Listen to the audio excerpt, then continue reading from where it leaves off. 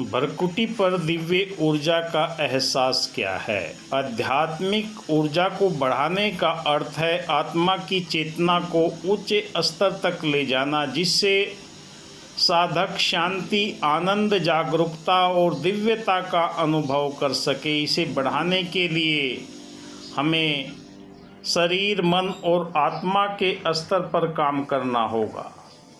मैं reiki grand master विकास बिहानिया आज आपको जानकारी दूंगा कि हमारे भृकुटी के ऊपर ये दिव्यता का एहसास हमें कैसे होता है। निरंतर हम आध्यात्मिक ऊर्जा को सुनते हैं और जब हम ध्यान मेडिटेशन के द्वारा भृकुटी पर आज्ञा चक्र को योग और आध्यात्मिक परंपराओं में एक अत्यंत महत्वपूर्ण स्थान माना गया है। यह स्थान हमारी दोनों भौहों के बीच में स्थित होता है। इसे तीसरा नेत्र भी कहा जाता है, अंतर्दृष्टि का केंद्र भी कहा जाता है। इस स्थान पर दिव्य ऊर्जा का विस्तार कैसे माना जाता है और कैसे इसे समझा जाता है। भृकुटी का आध्यात्मिक महत्व। भृकुटी को आज्ञा चक्र, अजना चक्र भी कहा जाता है, जो शरीर के 7 प्रमुख चक्रों में से छठा चक्र है।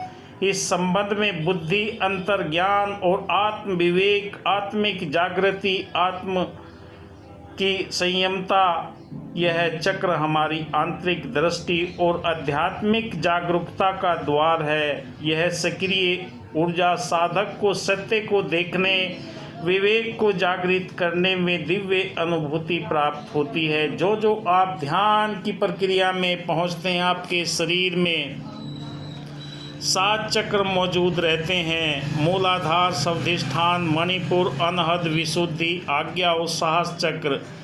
जब हमारे मंत्र या सुमरन के द्वारा ऊर्जा ऊपर उठती है तो शरीर में स्पंदन होने लगता है। मूलाधार से आज्ञा चक्र तक ईड़ा, पिंगला, सुषुम्ना 3 नाड़ियां हैं, जिनके संयोग से हमारी आज्ञा चक्र के ऊपर ये ऊर्जा का एहसास हमें दिखाई देने लगता है और हम अपने आप को देखते हैं कि वाकई ये ऊर्जा का विस्तार हमारे जीवन में किस ओर बढ़ता हुआ जा रहा है। जो ध्यान की गहरी अवस्था हम अपने आप में महसूस करते हैं, विचार सुनने की अवस्था में पहुंचते जाते हैं, तो ब्रह्मांड की दिव्य शक्ति हमारे आज्ञा चक्र के ऊपर कंपन के रूप में चींटियां जैसे चलती है, उसके रूप में ये एहसास कराती है।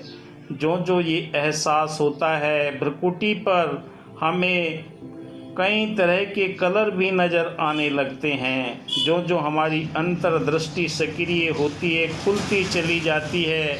दिव्य ऊर्जा और उसका प्रभाव साधक ध्यान योग अभ्यास के माध्यम से इस चक्र को सक्रिय करता है। जो आप साधना में बैठते हैं तो आपके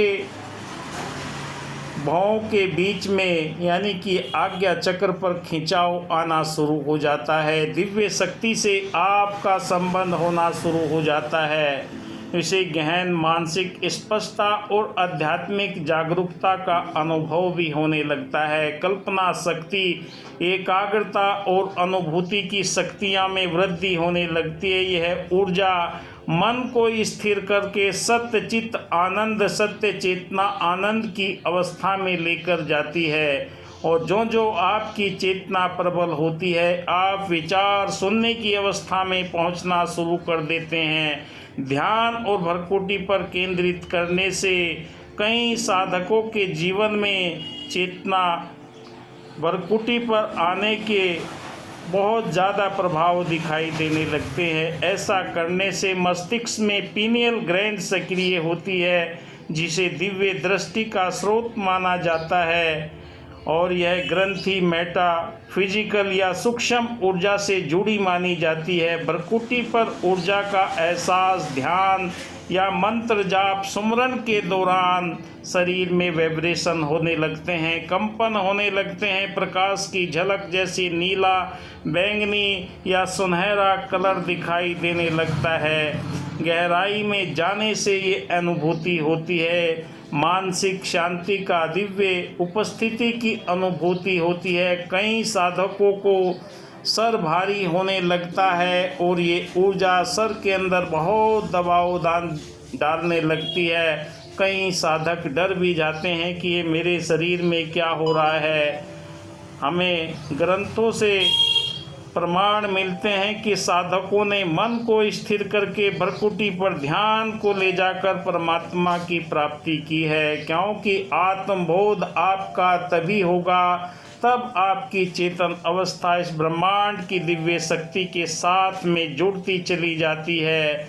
एक सरल विधि अपनाकर जिसे भ्रकुटी पर ध्यान को दिव्य ऊर्जा का अनुभव माने जाता है, यह दिव्य ऊर्जा का एहसास गहरा और व्यक्तिगत अलग अलग हो सकते हैं। किसी को दबाव या स्पंदन भ्रकुटी के मध्य में आज्ञा चक्र, तीसरे नेत्र पर सूक्ष्म दबाव या हल्का स्पंदन अनुभूति करते हैं। यह ऊर्जा के केंद्र का एहसास दिलाती है। गर्मी या ठंडक, कुछ लोगों को उस स्थान पर गर्मी या ठंडक होने लगती है। मैंने जो अनुभव किया है, जब ईड़ा, पिंगला, सुषुम्ना नाड़ी तीनों अपनी गति में आकर एक आज्ञा चक्र पर मिलते हैं तो हमारे मस्तिष्क में सिर के पीछे से एक लिक्विड हमारे आज्ञा चक्र पर आकर यहाँ पर बरहोल है, एक छोटा सा छिद्र है जिसे ध्यान के द्वारा